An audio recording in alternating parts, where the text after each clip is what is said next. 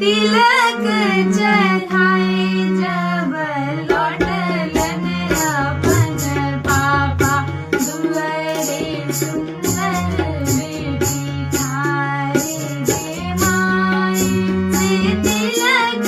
चढ़ाए जब लौटलन अपन पापा दुअरे सुंदर बेटी ठाए गे माई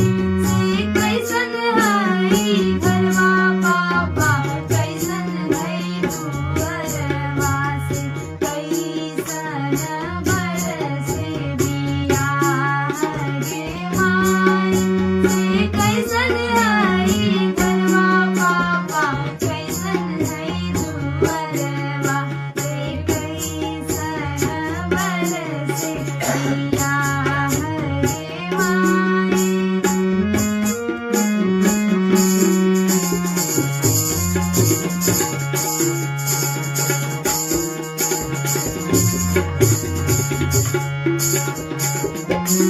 अच्छे हई घरवा बेटी अच्छे हई दुअरवा से करिया बरसे बियाह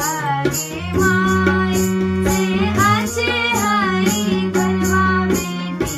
अच्छे हई दुअरवा से करिया बरसे करही बियाह गे माई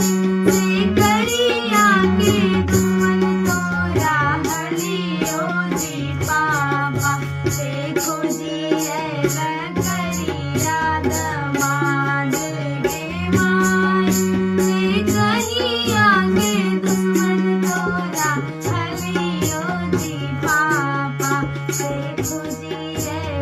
करिया दमाद गे माई